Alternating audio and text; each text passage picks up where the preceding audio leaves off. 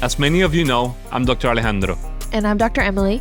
And we're on a mission to rebuild chiropractic one partnership at a time. We help chiropractors open practices, revive failing ones, and step into their true calling. This is the Path to Victory podcast. Hey guys, a new year is coming up, 2026. 2025 has been great. Thank you for all the listeners that have been with us all year round. Today we're missing Emily, but I'm here to talk about a big move that we have going on. On January, we're actually moving to a new building. After 4 years, our clinic on the same building, we're actually expanding. Right now it's like a 1,400, and we're expanding to a 3,000 square foot building, and it will be massive, basically compared with what we have. So a lot of opportunities, and it's for the benefit of our patients, not just for the staff and our providers, but for the patients. That way we could bring the best care possible to all of our patients. Now, moving buildings is not easy. Okay, so every time you change something on your clinic, especially moving, it's going to affect it 20%. At least it's going to be, that's the average, at least it's going to be 20%. So that means that, let's go with a number, 100 is basic. Let's suppose we usually do 100. Now with the move, estimated average, what we're going to do is 80, okay, max, because usually, again, it takes 20% of the basically collections is going to take it based on the move. Why? You need to train everyone on the system. So the system usually has to change. The flow is going to change. So you need to train your staff on like, hey, from moving here, now you're going to move here. People don't understand what you told them until you tell them 7 times. Hear that again. You have to repeat 7 times what you want for people to understand it. By me saying that, that means it's going to take us at least 7 trainings for people to start understanding it. It's not that they're going to understand it fully, but it's going to take 7 trainings for them to at least know what's going on. That's brutal, okay? Because we're trying to close only 2 days. We're trying to close on a Thursday and a Friday and then open on the building on a Monday. Again, because if I tell someone I want to see them 2 or 3 times a week, I don't want to close a whole week that we cannot see them not even once a week because we decided to close to move. So we're trying to do it on a Thursday, Friday. Saturday and Sunday is going to be Thursday, Friday, we're moving.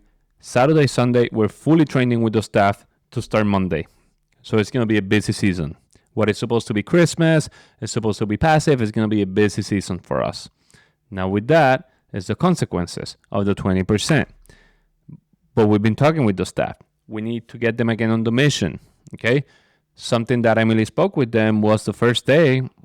It's a wonderful story. The first day when we were putting everything together, we got delayed because we were going door knocking, door to door. Hey, it's Dr. Alejandro, Dr. Emily. And then someone on the board works here in town. They offered us a job. We politely declined.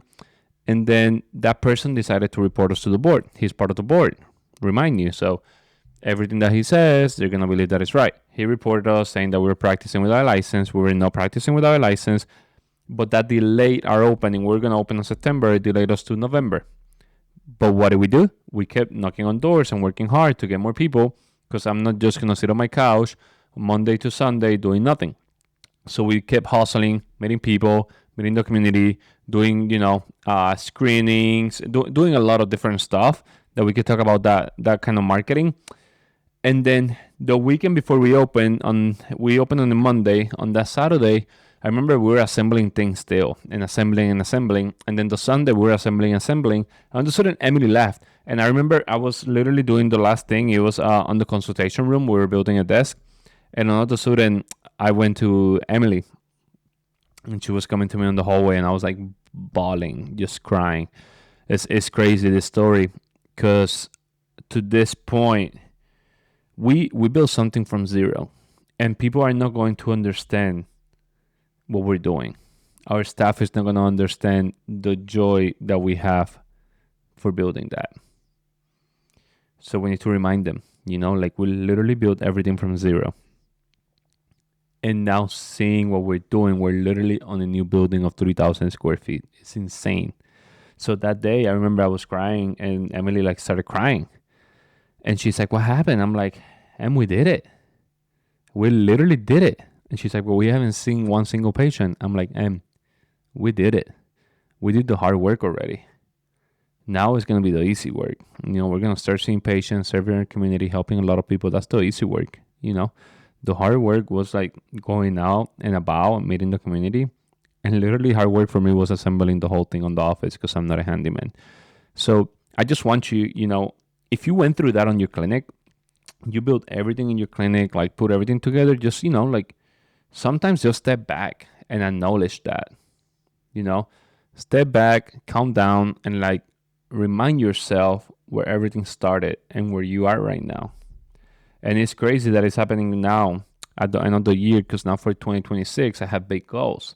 So just stepping back, what happened in 2021, thinking about that. Now I'm present, 2025.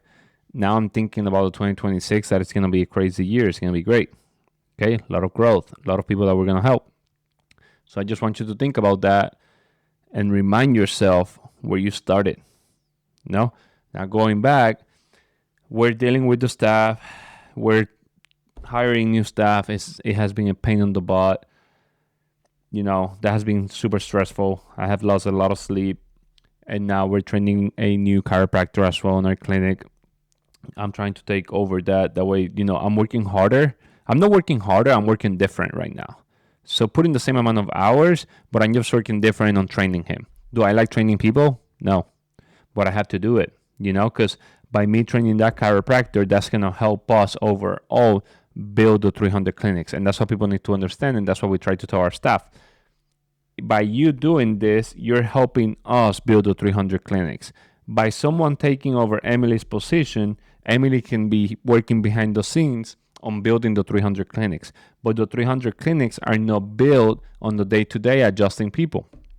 And that's what sometimes is hard for our staff to understand. They're starting to understand now better, but we're not building it just by adjusting.